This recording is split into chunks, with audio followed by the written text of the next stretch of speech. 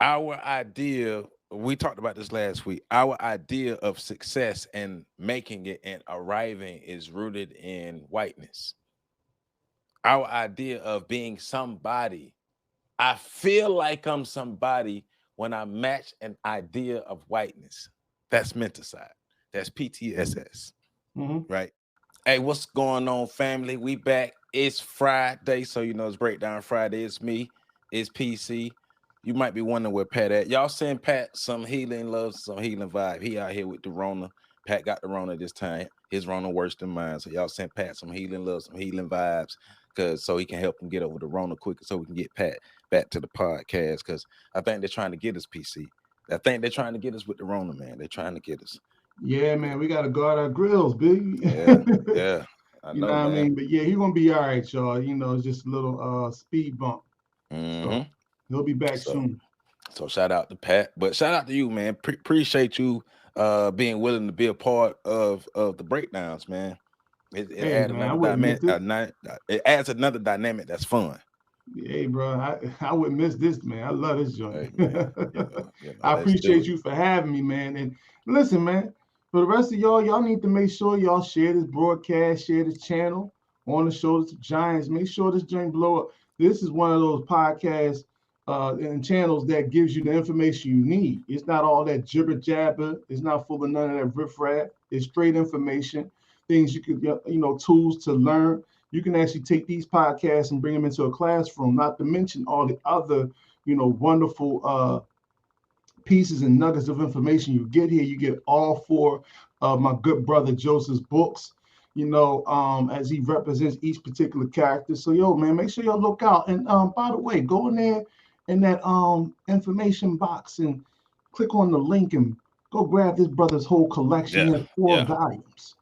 I appreciate that. Definitely appreciate that, and I appreciate all the comments. Everybody in the comments who are supporting me, we're interacting and everything. Look, I do my best to get to as many comments as possible, but I got a day job and all this other stuff, so I try to get to the comments when I can. But I appreciate all the comments. Let's keep them going. Let's keep the conversations going.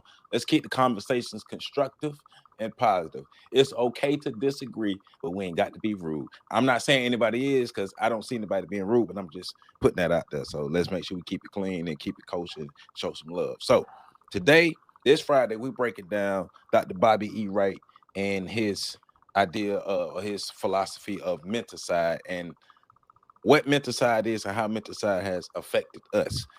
And this ties back to things that we've talked about in the past, especially ties back to breakdowns that we've done with Neely Fuller, Jr., Dr. Amos Wilson, Dr. Francis Chris Wilson, Dr. Joy DeGrew Leary, and of course all of them, but those specifically ties into that because we're dealing with what happened to Black people, but we're taking it from another angle. So Dr. Bobby E. Wright about to drop some, I done met Dr. Bobby Wright about to drop some gems on y'all head. So let's do it. However, there comes a time when the risk of exposure is insignificant. Oh, my bad. Let me start from the beginning. Tonight I'm going to talk about menticide, and I'll start by telling you one of the problems in talking about a theory. One of the most difficult tasks of a black scholar, one of the most difficult tasks of a black person who thinks, is to be able to analyze the influence of racism or racist on black behavior and attitudes, be able to do that analyzation, and at the same time escape the almost irresistible Western scholarship protective barrier. Western scholarship in the Western world, that is their protection. They have a barrier, and they call it scholarship. And it protects them so well that even when you begin to study racism, you end back up studying the victim, doing an analysis of their victims. That's what is happening. So there's no question that this analysis of the victim methodology has been a major scientific development of white scientists because it effectively leads away from the cause of our condition, which is white pathology. Stop it right there. Mm-hmm. As we always talk about, white supremacy, racism is the root of all of our issues. But I like how he starts off talking about analyzing the effects of white racism on black behaviors. Mm-hmm. Things that we've talked about extensively in the past, but we'll reiterate the Negro mindset, how we behave towards each other and how we behave towards other groups, especially white people. How we interact with white people, how we see ourselves around white people, how we even switch up the way we talk when white people come around. So that's a direct effect of the white supremacy that we've experienced these past like 500 plus years. The inferiority complex. It's what I was reading on Monday when I was reading from Dr. Naeem Akbar's book. Make sure y'all go check out those videos because Dr. Akbar dropping major gems on y'all. But um, looking at the actual psychological effects of slavery, of not just slavery, but the white supremacy racism that has followed slavery, because it's a collective of all of that has happened to black people. Really critically analyzing our behaviors, our thoughts, just how we interact with ourselves and others, how we interact with the individual, how we interact with the group, how we interact with other groups of people. And we can see that something's wrong. And that's why I love about these breakdowns and especially what Dr. Bobby Wright is talking about. He's labeling it menticide, but it's PTSS. If you want to call it post-traumatic slave syndrome, it's the same thing. It's the actual psychological, or even the physiological, if you want to add in the epigenetic effects of things that have happened to us over the centuries. Mm-hmm. You know, another thing too is, and I like you said, the way he started off with his intro, is the cleverness. It's very clever of white philosophers and educators and the people that provide pretty much all of their intellectual data, or intellectual, the collectiveness of their intellectual leaders. They always start off talking about like you said, the effects of white supremacy on the subsets of people who it encounters, who it affects. They never examine the construct of white supremacy itself. You have to. Right. And see, that's where, as Black scholars, sometimes we drop the ball because, like you said, we focus a lot on the effects, and we do need to focus on the effects in terms of how it affects us as Black people. But you got to look at both sides, like you're saying, though. Right, because there's the cause. See, we're dealing with the symptoms. And, you never quite heal from dealing with the symptoms. You can just suppress the symptoms. You can suppress a cough, you can suppress a sneeze, you can suppress a fever, but what's causing the fever? And that's that's the whole system, program, dynamics of white supremacy, as we know it. The root. And I think he breaks that. I think the way he starts that is quite genius in terms of being able to take an analytical effect of, to actually look at the cause and effect of being under white domination.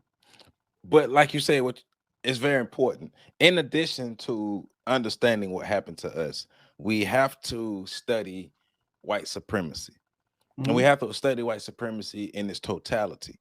So we can, and I think we need to study it historically and study it actively now and what it's doing now, and see how white supremacy started and how it has evolved and lasted over the centuries. Because there's a reason why it's lasted. There's a reason why it lasted this long.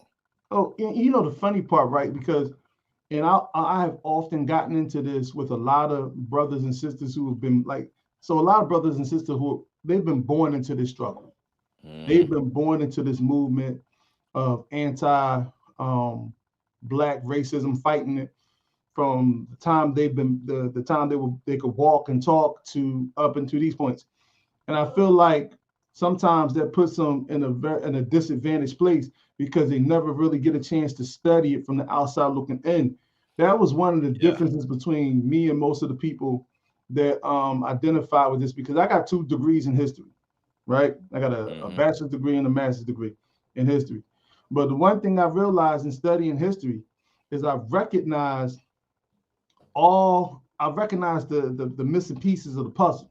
Right. And when I started to analyze those dynamics, it spoke to the fact that it spoke to the origins of racism, white supremacy from their perspective, not from our perspective, but from their perspective. Mm-hmm. And studying history through studying world history, studying American history, studying modern European thought and society, studying the Civil War, both the antebellum and Reconstruction eras, studying all those different things, and then seeing the world through their lens helped me to understand how they operated and helped me to understand what made them tick.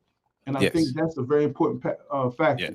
Yes. Last thing I want to say on this. So shout out to and rest in peace to one of my college professors, Dr. K.K. Cambone, Dr. Colby Cambone, giant in the Black psychology field. He made sure that he taught us white psychology, he taught us Black psychology. He juxtaposed them together because he wanted us to see the stark difference between how white people view us and classify us psychologically and how we should view ourselves and classify ourselves psychologically, right? So that was excellent for a student like me, for someone like me to be able to see it right here in my face, how white people have used, especially social sciences, to advance white supremacy over the years and how they used us as test dummies and things. But also talking about studying the history of white people and white supremacy. And so I just use like the idea and the image and the thought process and everything created around Dracula. Right? So going back to who Dracula was, Dragul, Vlad the Impaler. Vlad Dragul, the son of the dragon. His father was Dragula, the dragon, and Vlad Dragul, the son of the dragon, and a bloodthirsty man who was also known as Vlad the Impaler. So the concept of Dracula is built off this man because Vlad's he was literally bloodthirsty. His whole thing of intimidation and domination was, I'm impaling people, I'm bathing in their blood, I'm taking their entrails out, I probably eat some of their entrails, some of their intestines, some of their organs. Well, no, probably. Right. So it's the lust for blood, and that was taken and made into the Dracula character. It's based off something real, and so you won't know that until you study that part of European history. But think about the psychology of the people who come from this culture. You know what? You know, it's funny you say that, right? Because I taught a class called The Art of Film. And through that, you had to learn, about, I had to teach about different lores and where they came from. And, especially when you talk about like the fairy tales and the Grimm stories, the story from the Brothers Grimm, all those stories, all those things were based in real things. They were called, they weren't even called bedtime stories. They were called cautionary tales because in the woods, you would have men who grew long hair and were animal-like and cannibal-like. So they would call them werewolves. And that's where the werewolf lore came from. And you talk about Dracula, but there's also another part of the vampire lore that comes from taking the blood of virgins. And really what it meant was Bloody Mary. Right. But they would take the blood from children. And they even, there's even conversations about that happening now. I'm not going to get into those conspiracies, but there's even conversations that are happening now. But that all those lores were tied in, even Frankenstein, right? I'm not going to tell the story about Benjamin Franklin again because people start asking questions, and it's like, after a while, Google hides things. So, but yeah. Like you said before, man, when you learn about their history, and it's fascinating to see how their mind works, but it also gives you insight in terms of how they view us and why they practice the system of white supremacy the way they do. How a person or how a group of people views you determines how they treat you. Exactly. Let's go. It leads you away from that once you get into it, because the way the scholarship is set up. One of the results there is that the position is usually taken that one should not even imply to the black masses our truly weak position for fear of immobilizing them. In other words, you shouldn't talk about all the conditions of blacks because you immobilize them, which are a condition which already exists. While others take the position that that whites have power over blacks all. Now this is due to the all-powerful but non-existent white concept of free will. Free will, which has us in all sort of trouble. All sort of trouble, this idea that you got free will. Namely that people always have choices, and you have choices since you have free will. Therefore, you can be held responsible for your behavior. And that free will, of course, as I spoke to last night, that free will, what it leads to then, it leads to a great deal of negative behavior, and it leads to rugged individualism. Therefore,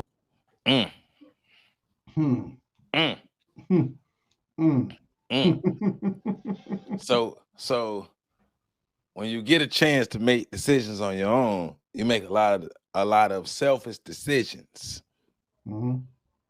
that don't help the group, and that usually come from you not understanding the concept of what's going on. I was listening to, I was listening to Neely Fuller earlier, and Neely Fuller was talking about whether you want to be a part of it or not, whether you like it or not, whether every interaction you have with white people is favorable or not. We're still at war. We're still at war. We're at war because it's their job to maintain their dominance, and it's our job to overthrow their dominance. They know that. Too many of us don't know that, right? And so because they know that, they're in a constant state of prevention. I'll say that. They're in a constant state of preventing any black people from recognizing who they are and rising in significant numbers. It's okay. It's okay for stuff like this to happen. In case you all actually decide to take us serious and want to actually mobilize and unite and organize. Now, if y'all don't actually want to take us serious, then we just talking and we're not a threat. But if y'all actually take us serious, now we got something. Now we got something. And see, that's what they don't want to happen. Those are the things that they try to quell. Those are the things that those are the people that they normally go after. I just got a question. When the last time they really had to take a black person, like really had to take a black person? I ain't really talking about like being banned off social media, and no shade to nobody. I ain't throwing shots at nobody, but I'm not talking about like being banned off of social media. But when the last time they actually had to just like try to disable somebody from their assets in their life because they saw that person as a threat? I can say some things, but I don't want hate mail coming to your channel. But you know, a few brothers that they've launched smear campaigns towards judicial foundries and ended up in prison. I'm not going to say too many names, but going back to that first part where you talk about the rugged individualism, it's funny because I'm listening to this book right now by Tommy J. Curry, right? Dr. Tommy J. Curry, The Man Not. And one of the things that Tommy spoke to early on in the book was the fact that, you know, black people were considered agender, like genderless in regards to, in the eyes of white supremacy, understanding the whole nature of patriarchy, and that feminism is the bookend to white male patriarchy for total white domination. In other words, white women didn't want to dismantle patriarchy. They just wanted a fair and equal control in white male patriarchy, specifically over black men. And one of the things that was determined was that in order to succeed, it had to remove the masculine nature of black people or any dominated people. So the whole community, whether you're black, whether you're Native American, whether you were Asian, whatever, you come in touch with the so-called dominant European culture, from whence they created the white community and so forth, the white race. Then they automatically, you know, sodomize the males in so many words, either literally or theoretically, and castrated them so that they then would take on feminine roles in the world. Now, why do I bring that up? It's because when you talk about the rugged individualism, it's talking about giving the Black community the privilege of women who are under the domination of the so-called man, which is the white man in this particular culture. And when you analyze that, that means that the white community takes on a parental role in regards to the Black community in this particular country, under the guise of white supremacy. And therefore, when you give, it's like, it's not choices, it's the illusion of choice. Yeah. It's rugged individualism. Yeah. So I'm gonna say you got a choice between 3 jobs. But if you really had freedom of choice and you had free will, then you wouldn't just be limited to 3 jobs. It's like the voting. You have two political parties or 2 or 3 different candidates. That's not choice. Right. It's the illusion of choice. What's crazy about that is you actually have more than one choice, but you have the illusion of 2 choices. So you limit yourself to 2 choices because that's what you've been sold. Right. So, and so the bottom line is, as a parent, you often hear this particular phrase, do as I say and not as I do. Which is wrong. Because they have stripped us of cultural identity, they've stripped us of, they've done what they created the Black codes to remove us from a codified community, slave codes and Black codes, so that we would be removed from being codified and things of that nature. They don't practice rugged individualism.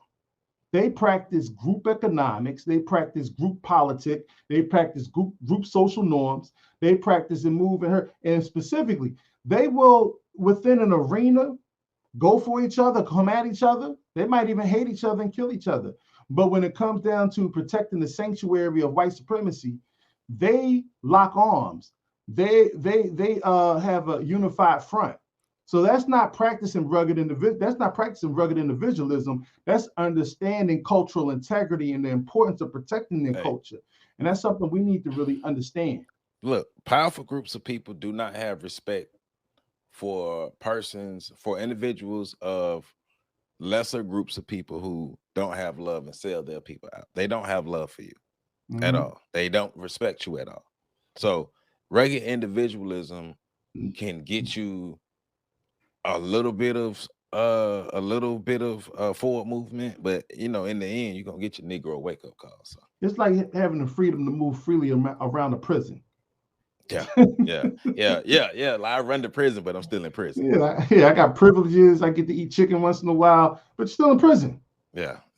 And if you act out, I'll remind you that you're in prison. Right. Let's keep it moving. To give you the type of analogy, and I'm not trying to be humorous. I know many things I say are humorous, but I like to use analogies as African people have done throughout history. Is that the analogy I have is that whites have us fighting over deck chairs on the Titanic. Got us fighting over deck chairs on the Titanic, while they have taken the lifeboats and gone. And some brothers and sisters want to argue on what class we're in. So we had a brother like Brother Wilson back at the University of Chicago, who's the head of the sociology department that I stayed last night, who wrote this book, The Decline and Significance of Race. Race is declining in significance, now it's class and economics. And of course, the mere fact that the brother is married to a white girl means that race declines every night in significance. Hey, but we hear that a lot, though. We hear that racism isn't the biggest issue for us; it's classism, and I call bullshit on that. I call bullshit on that because if that was the case, wealthy Black people wouldn't get treated like shit by poor white people. Let's just be real. Poor white people understand that they have a better place in society than wealthy billionaire Black people. Chris Rock said a joke one time. He said there could be a one-legged white janitor working in the arena he was doing his show in. And he said he wouldn't trade positions with me, and I'm rich. You know what I'm saying? That's how good it is to be white. And for people who do that, I think that's a cowardly way of looking at race and how and its effect on Black people in particular. And I've heard a lot of brothers and sisters, whenever a white person comes into the room, it's the, like you said earlier, it's the behavior of Black people that change. Yeah. And I've never understood that. And I've seen in so many places where Black people will go out of their way to prove to white folk that racism isn't an issue, which, you know, I'm like, hold on for a second. You're the one affected by racism. That's almost like saying a person who's been assaulted going to the person that's assaulting them and saying, you know, battery and viciousness and crime is not really an issue. I'm like, it's my vulnerability that's the issue. Not you battering, not you committing battery against me. It's my vulnerability. That's why you attack. And if I just show you that I'm worthy, you'll stop whipping my behind. Like, that's bullshit. So it's really a cowardly, like I said before, cowardly response, and the cognitive dissonance of still wanting to be identified as an equal or accepted, you know, seek some type of acceptance from the white community. And I don't know how many different ways they got to show you. You could try to pay your way in, bribe your way, but white people, to be white, period, it's a private party. Now, once in a while, you might have some brothers and sisters that crash the party, but the only other way brothers and sisters get in that party is if they're the service, is if they're the help. Yeah.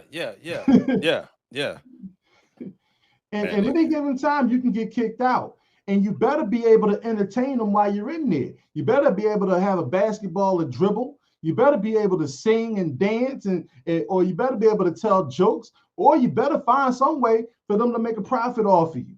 You know, it really hasn't changed. The only thing that changed is the dressing, the window dressing. But system of white supremacy, when they took 1865, they first of all, they federalized slavery. But then after they federalized slavery, one of the things they were able to do was to take the plantation and make the plantation a nation. Like the entire country turned into a plantation. And it's a plantation without walls, it's a plantation without chains, it's a plantation without gates and fences, but yet it's still a plantation. Right. Hey, man, look, it is, hey, we're dropping gems tonight. We just know that. Get your jewelers. We're dropping gems. Especially when they go to bed. Now, I don't want you to misunderstand me. I'm very aware. What's up? And that's just to show, man, even back then, you had Black intellectuals taking digs at each other. Yeah, he did take a whole shot at but he called him out and everything. Yeah, that's funny. What happens when you expose the human personality to dangerous stimuli? I'm a very serious behavior scientist. I'm very aware of that. However, there comes a time when the risk of exposure is insignificant when compared to the alternative. And to paraphrase a type of mental health truth, which is a mental health truth, the greatest pathology in the world, the greatest sickness in the world, is for people to believe in something just because they wish it to be so. That's the greatest pathology you can have. For you to believe in something just because you wish it to be so. And that's what most of us are. For example, if you take... Let's deal with that for a minute, because that's what the publication will be about. And I want to use that just to deliver this. In the not too distant past, in the Black community was virtually non-existent. In fact, when our comedians were really comedians, they used to joke about it. How can a Black comedian jumping out of a basement window? Things like that, you know. And so, you know, the fact that the Black committed by attacking the policeman's club with his head. Things like that, you know. Somebody in my town where I grew up, if somebody come up talk about somebody kill himself, everybody be looking for who killed him. But Further, but there's a further understanding if you begin to do this analysis. One of the things I have to say right away, and then maybe this will give you some understanding of where I'm coming from. The most serious mistake you can make, along with that greatest pathology, the most serious mistake you can make is to utilize, or try to use white definitions to try to define and understand black phenomena, black. Right. So, right. I want him to get to that part because he's going into what Pat always talking about, the assimilation piece. Our idea, we talked about this last week, our idea of success and making it and arriving is rooted in whiteness. Our idea of being somebody, I feel like I'm somebody when I match an idea of whiteness. That's menticide. That's PTSS. Right? Now, the issue is the dominant idea of success that we know is of a white person. That's one of the main issues is we don't see enough of black success. And even the black success that we do see, in large part, still emulates whiteness. So the assimilation is going to happen whether you want it or not. Hence, we still at war. That's maintenance.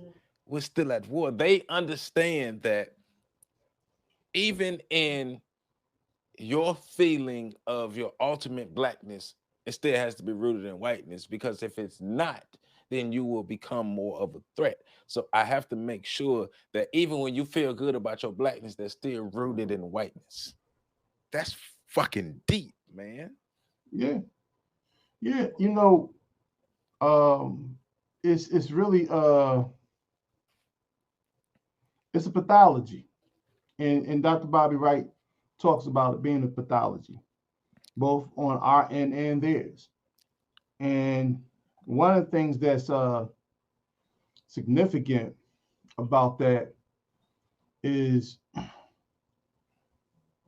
we never aspire to be autonomous. We never aspire to be fully accountable for the well-being, the protection, production, the self-sufficiency of our own people. You know, it's to the point where if white folk got up and left America today and just left black people in America, you would have, I would be afraid to see what that looks like, because we're not prepared to be our own answers to the questions and the problems that will present. We strive to be tokens in their particular society. We strive, you know, I want to be the one black family that moves on the block with a whole bunch of white families. And then we the ones that get pissed off if another black family move in. And then we really get pissed off when we see all the, you know, for sale signs going up, and because we all recognize white flight when it takes place. And it's the same place in the same way in the workplace. I know brothers who could probably run their own businesses, but would rather be under safety net, on top of the safety net of knowing that they work for a white corporation and they have that grand Negro token status. And they will sabotage other black people, you know, and they will sabotage them, and they will put those black people in a place where they're compromised. They will put those black people in a place where they're exposed, and they will do all kinds of you know, shady things to other black people in those particular areas, because they want to be the shiny token that stands out in the room. It's like being a kid or a child, excuse me. Somebody sent me a message about using the word. That's a baby goat.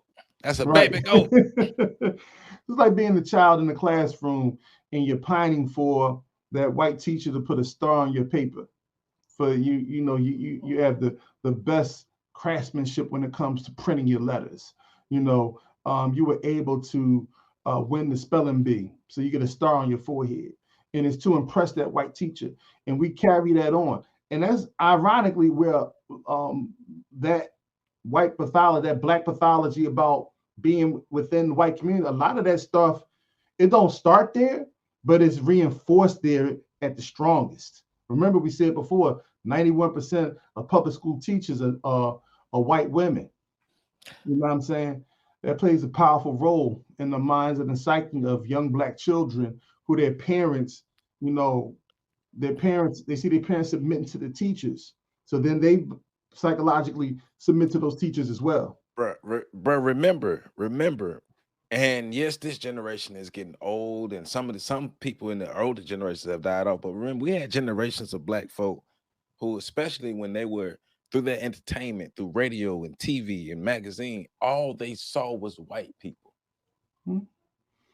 I bet you if they did the baby doll test, again, the colorism test, I bet you it would still come up the same. It'd be the same. It'd be the same. That's one of the issues. But once again, going back to why you have to study white supremacy and study white history. Carl von Linnaeus and Blumenbach. Carl von Linnaeus and Blumenbach are two of the white Europeans who are responsible for pioneering the concepts of racism in the 1800s. I'm not saying they created it, but they were pioneering the concepts and pushing the concepts. Carl von Linnaeus and Johann Blumenbach. Don't forget Francis Galton, too, the father of eugenics. Right. Now, a lot of people try to throw Darwin in there, but I don't necessarily throw Darwin in there. Darwin's work was used, but I'm not gonna say Darwin actually created that for racism, but his work was used. But and you say Gottridge? Francis Galton. He was actually Charles Darwin's cousin. Okay. So study those people, and you'll get more of a understanding of white supremacy, racism, and why it exists. Because remember, racism was created to basically explain why white supremacy was happening, to defend it, put a stamp on it.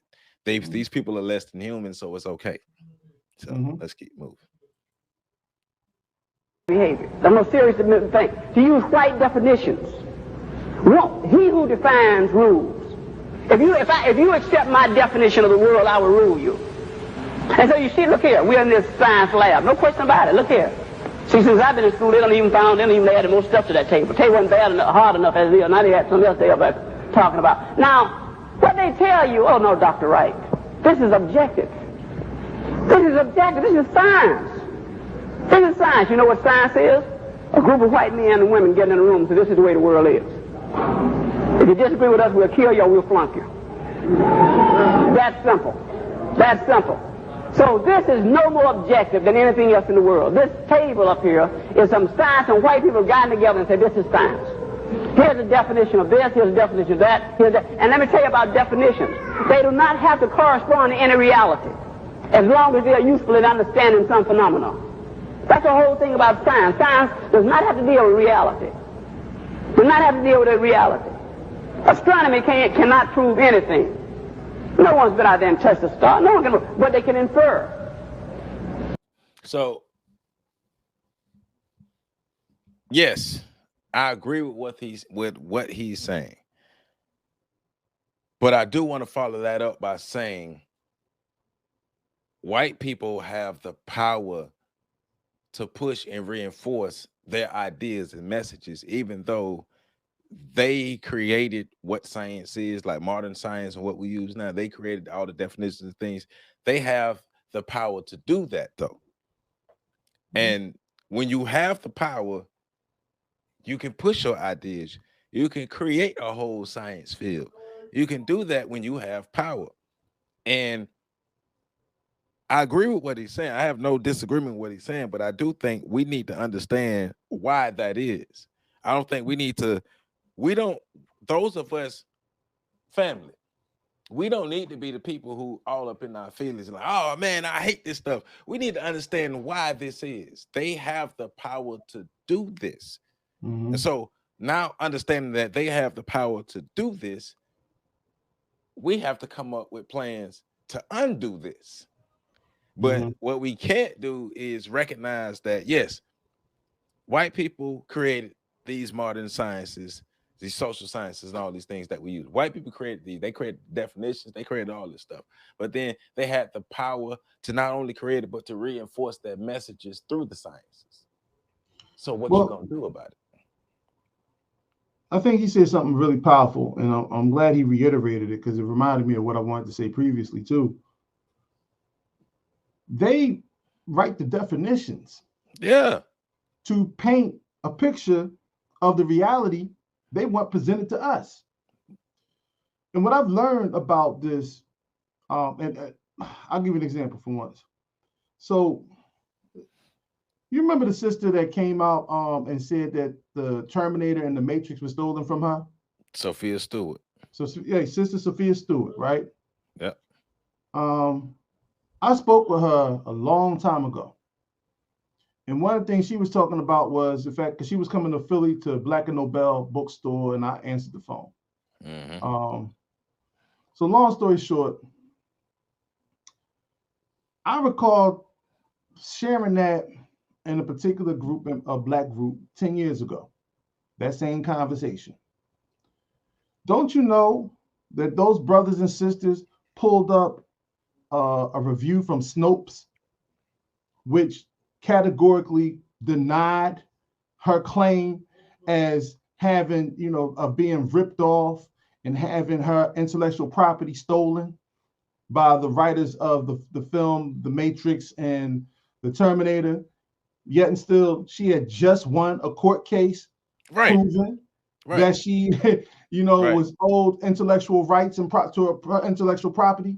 So, but trying to prove that to Black folk who went to white sources to prove that just speaks to the menticide that Dr. Bobby Wright's talking about.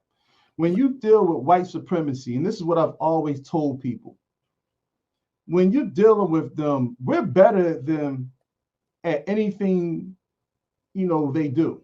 When we get into the arena, when there's a fair shake, when we have a fair They know opportunity, that. They know that. We beat them at their own game.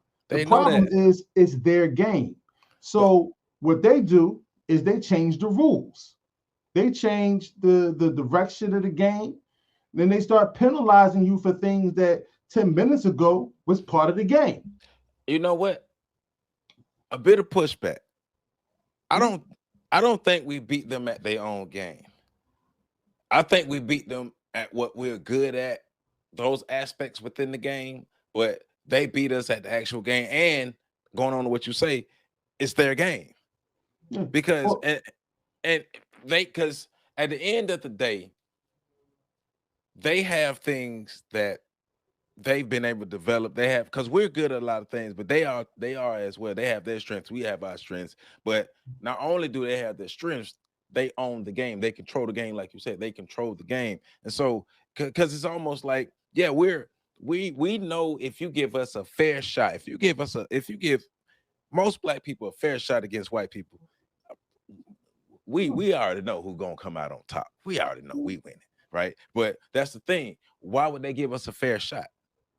So even in that, so I agree, but just a bit, because I do think that the aspects that we are good at, we dominate, because a lot of times we haven't really had access to the other aspects.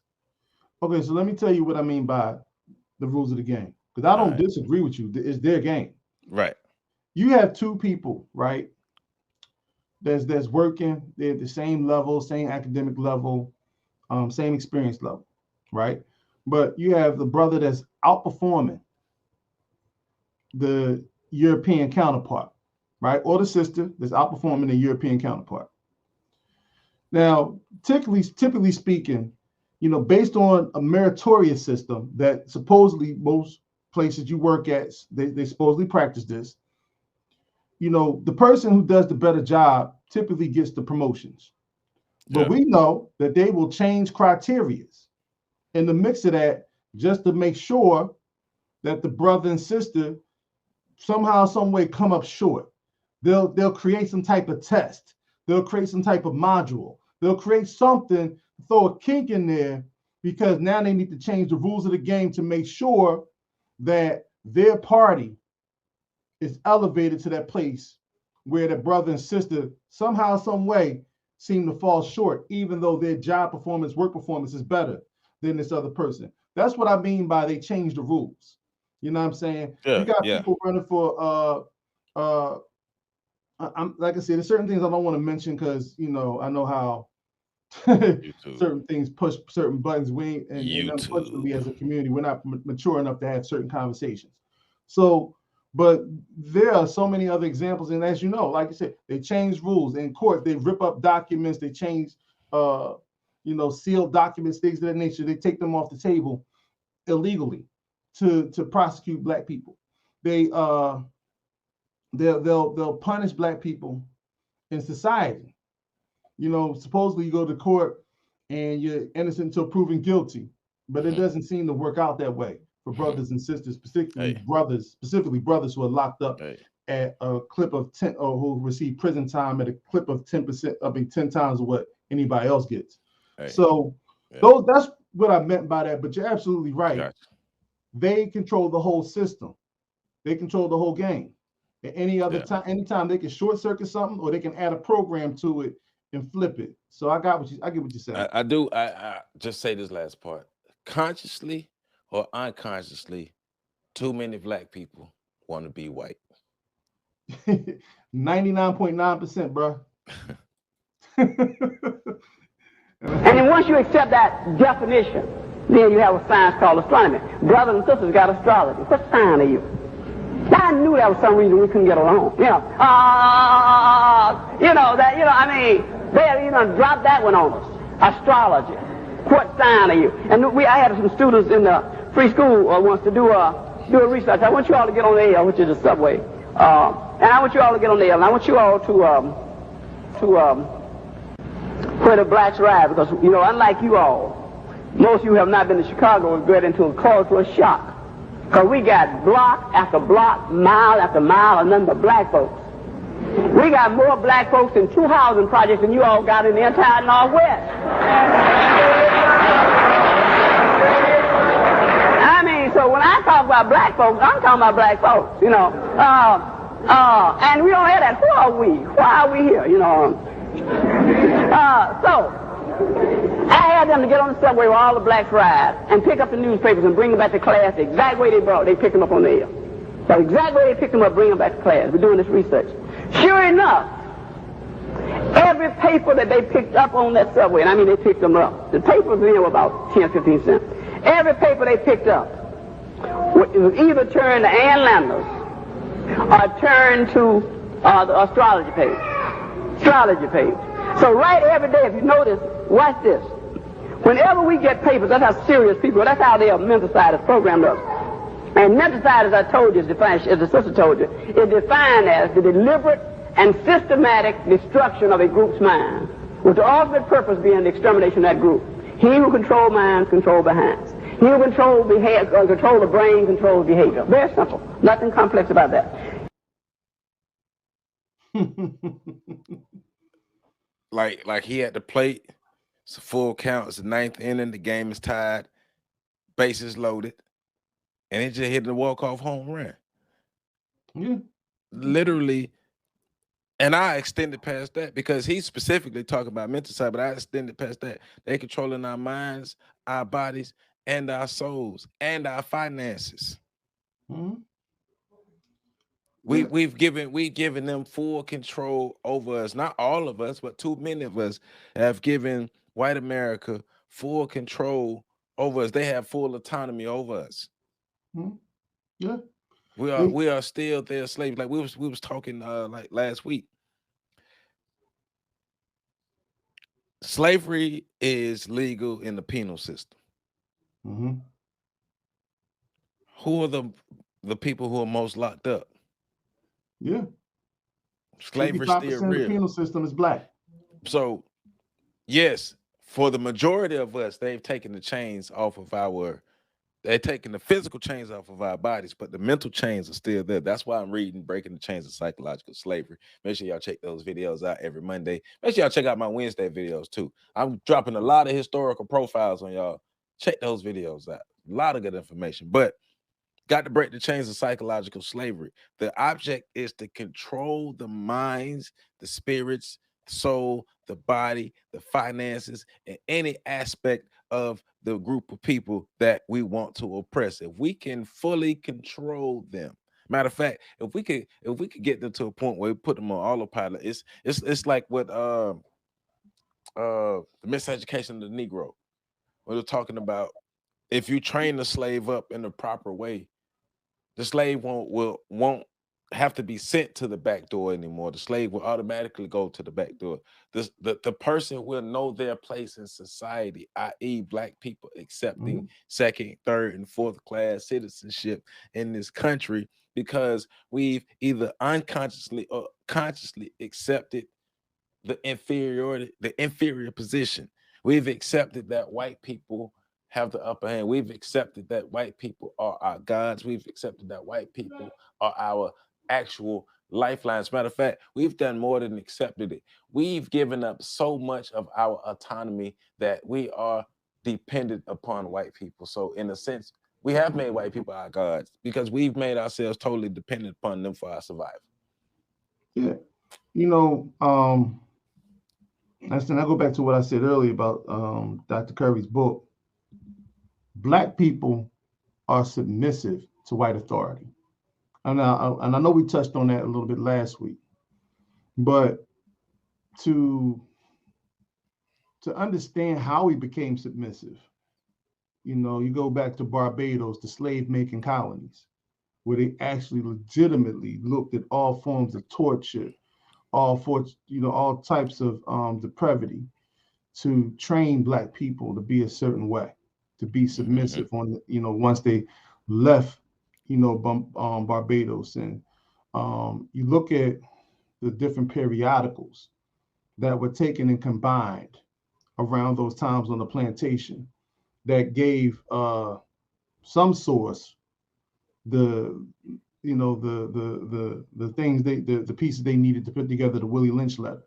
Right. You look at all the different psychological traumas. In fact, the School of Psychology was actually generated and created to be able to understand how the human mind works and to control large groups of people by, a small dominant minority of people. And they came up with the term group think. Look up the Tavistock Institute in Europe and find out how that operates. Yeah. And what place and how that took place and what place it took in terms of understanding the human mind and all the different programming that went into play. They've done a lot, and they have beaten us into submission at every turn. When you look at our charismatic leaders, they killed them on the public stage. When you look at the black community, when you had young black people standing up during the civil rights movement and the Black Power era, they came out with fire hoses, state-sanctioned assassinations and hits, on people like Dr. King and Fred Hampton and other members, that other blacks who are unapologetic about their position in regards to white supremacy. They came out with the COINTELPRO papers. They understand the power of infiltration, so that you never even know who's amongst you, who's a plant anymore, or who was subjugated to being a plant without even having any government intrusion. Right. The war on black people, and we say we're at war, but the war is on black people. Yeah. And the war is to continue the suppression, to continue the oppression by any means necessary. And one of the things we don't even think about, we talked about a few weeks ago, but the psychotropic drugs that are put in place. The number one ingredient in psychotropic drugs is fluoride. And fluoride is considered a non-active addition, a filler. But when you analyze what fluoride does, it's similar to lead in terms of how it dulls the brain and how it dulls your senses and your ability to think cognitively. I heard about fluoride. Right. And so, we have all those different factors going on, and then we wonder why we can't get it together. And the elders, they've been beaten into submission. A lot of them. Some of them still fighting. Well, me and Pat, we've all had conversations, but I think that's one thing that Pat has hit up a lot and talked about. And I think we do need to talk about more is the environmental racism and the biological and mental and psychological effects from the environmental racism. So being exposed to hazardous products, lead paint, lead in the water, just environments where decomposing products, bile, urine, nuclear stuff, being around these things over generations, they have effects on our mentality. So there are some people who you think this person is slow. Yeah, they are, because of the biological effects. Guess what? Talk about epigenetics, another form of epigenetics, right? It's passed down from generation to generation. As long as these people are living in this environment, they're going to be affected negatively. What was that? What was that documentary? I think it was What the Health? Yeah. And they were showing the people, I think they were in North Carolina, who was living around this place where sewage was everywhere. Yeah. And you know, everywhere the wind blow, you smell doo-doo. Yeah. Yeah. You're not gonna be healthy in that environment. Nah. You know, they purposefully poison waterways. And this, it's funny because it happens here, but it's also so America and Black America is the microcosm. But in a global scale, it happens in every Black country. Every especially if you go to Africa where waterways are poisoned, airways are poisoned. There was a chemical plant in South Philadelphia, and it was right, it may be about a half a mile away from a housing project, right near the airport here in Philly. And every day they would let off chemical, I think it was an oil refinery. They would let off a certain amount of gas or oil of fumes in the air, and it would make the people in the project sick. Now they continued to do it until it started making suburbanites who lived in South Jersey sick. And then they started investigating what the hell is going on. And this is about 20, 30 years ago. Kind of like crack, huh? Kind of like the drugs, huh? Yeah, yeah. All these things are weaponized against Black people, but they always have an issue with containment. Look, the fact that the white opioid epidemic became a public health issue means that we can possibly put the crack epidemic under the environmental injustice, environmental racism category as well, right? Because the crack was put into the environment, and the environments, even thinking about that, like growing up in a violent environment, growing up in a drug infested violent environment, growing up in an environment where survival is the tone. All I know is stress. All I know is strife. All I know is violence. All I know is trauma. Trauma, trauma, trauma, trauma, trauma. How the hell am I supposed to function properly if this is the environment that I come from and I never receive a new programming? But the problem is, because of the root causes racism, but because of the lack of economics throughout Black America, most do not let Instagram, Facebook, YouTube, do not let these things fool you. Do your research. Too many Black people are hurting economically. Oh, hell yeah. Too many Black people are hurting economically. And because of the poverty that we experience, most Black people are relegated to these unhealthy environments. They're predominantly Black environments and unhealthy environments. How am I supposed to function properly coming from one of these traumatic, overly traumatic environments, and I receive no help, and you expect me to be a proper citizen? That's not going to happen. But the problem is, that's another damn symptom of white supremacy. And it's supposed to happen. They want it to happen to all of us. It's supposed to happen. That's the purpose of what Jay-Z say. Why they call a project because it's a project. Yeah, they run the project because they know what the outcome gonna be.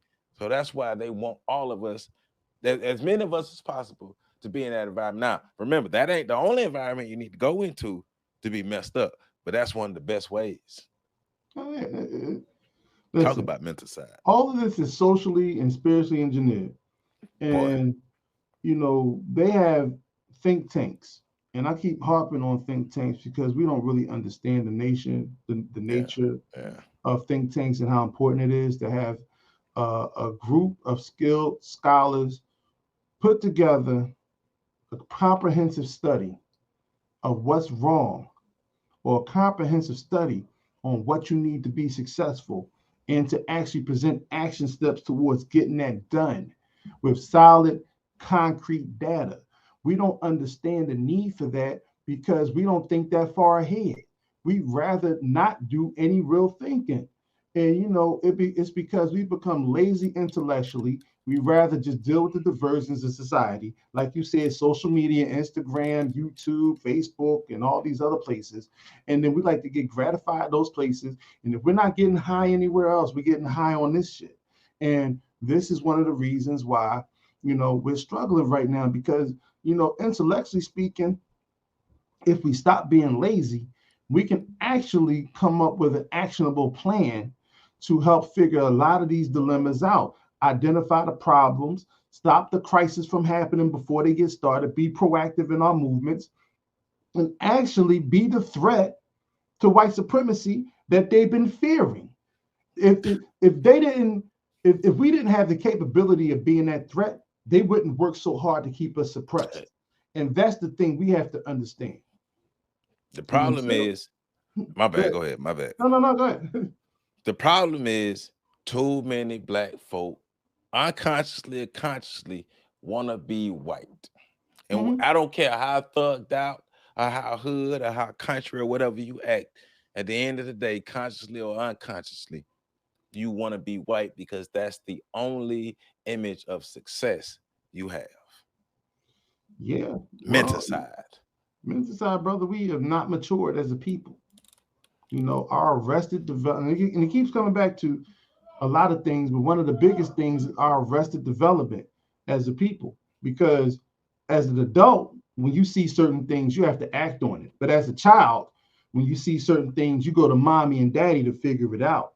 And two, how often do you hear us saying, somebody do something about it? They need to fix this. Well, who the hell is that? We never know who they is, but everybody know who they is. Right. Yeah. Not to, and we don't want to beat a dead horse because I think we've laid this out. Hey man, I ain't gonna lie, this was fun. This was a good build right here. This was a good one. Yeah. So talk about the book. What is that? Tell us about that again. So this is the psychopathic racist personality and other essays by one Dr. Bobby E. Wright. Right. In this book, Dr. Bobby Wright, unfortunately, he died prematurely.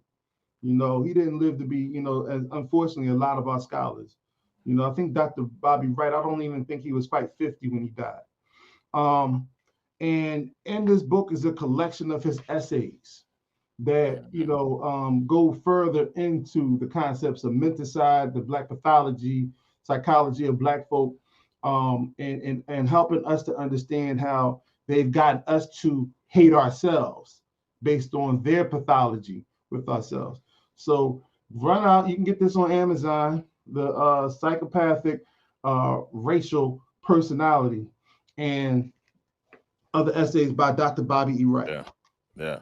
Hey, look. Once again, those of us who know better, you have to do better. Remembering that it's our job to put the information out. We can't make somebody's light switch come on.